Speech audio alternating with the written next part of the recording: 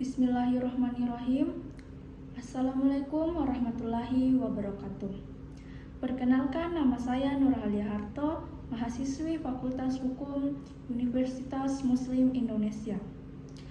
Saya dari kelas B7 dengan stambuk 0402024038. Baik, saya akan memaparkan ulang materi yang dibawakan oleh Bapak Dr. Hardianto Canggi SH.MH. Baik, materi yang pertama ialah hak dan kewajiban, dan yang kedua peristiwa hukum, yang ketiga perbuatan melawan hukum, dan yang terakhir perbuatan hukum dan akibat hukum. Baik, materi yang pertama itu hak dan kewajiban. Pengertian hak dan kewajiban menurut Van Apeldoorn.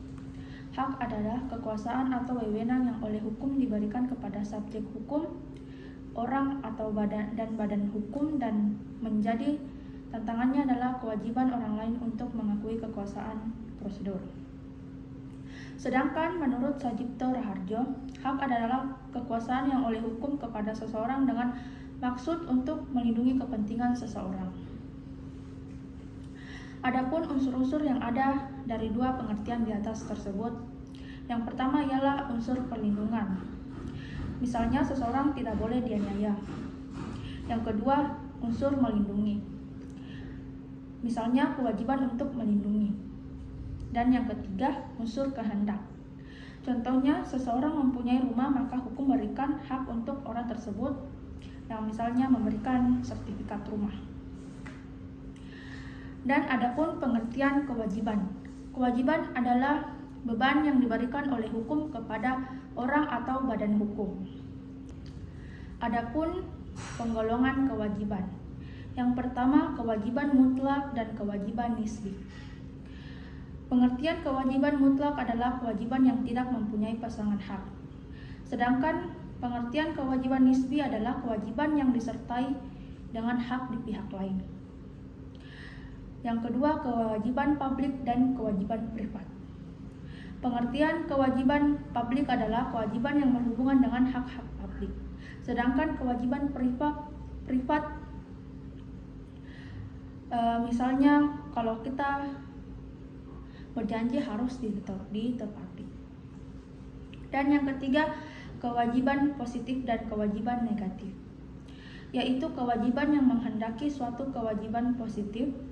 Sedangkan kewajiban negatif yaitu kewajiban yang menghendaki untuk tidak melakukan sesuatu. Adapun bagaimana melihat timbulnya kewajiban? Yang pertama, karena diperoleh suatu hak yang membebani sebagai syarat untuk memenuhi kewajiban.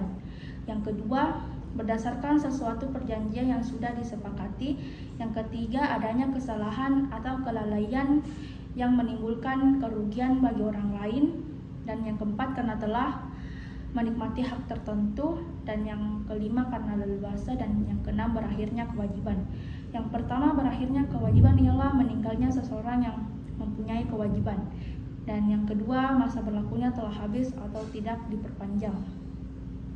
Yang ketiga, kewajiban telah dipenuhi oleh bersangkutan. Dan yang keempat hak telah dipenuhi oleh bersangkutan. Dan yang kelima, hak yang melahirkan kewajiban telah terhapus. Dan yang keenam, expire atau leluasa. Dan yang ketujuh, kewajiban telah berakhir karena undang-undang. Dan kedelapan, kewajiban telah beralih atau dialihkan orang lain. Dan yang sembilan, terjadi suatu sebab di luar kendali kita. Adapun materi yang kedua, peristiwa hukum. Pengertian peristiwa hukum adalah semua kejadian atau fakta yang terjadi dalam masyarakat.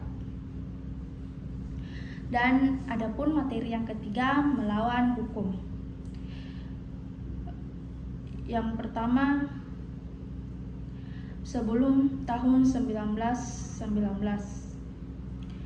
PMH itu adalah perbuatan melalui hukum. PMH itu terjadi apabila bertentangan dengan hukum tertulis.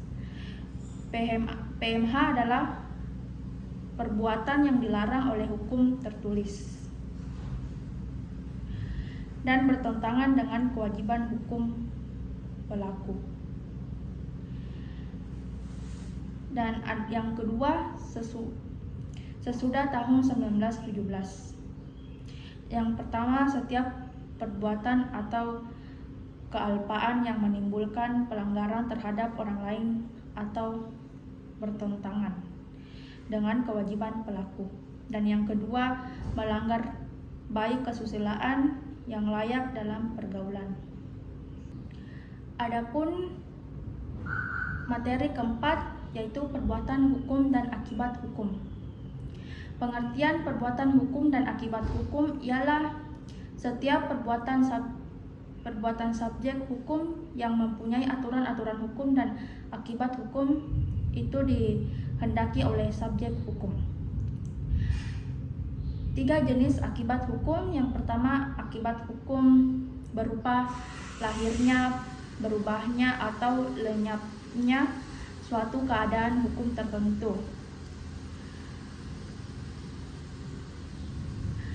Yang kedua, akibat hukum berupa lahirnya atau berubahnya atau lenyapnya hubungan. Yang ketiga, akibat hukum berupa sanksi. Yang pertama, lapak hukum pidana, yang kedua, lapak hukum perdata. Itulah materi yang dapat saya paparkan ulang. Lebih dan kurangnya mohon dimaafkan.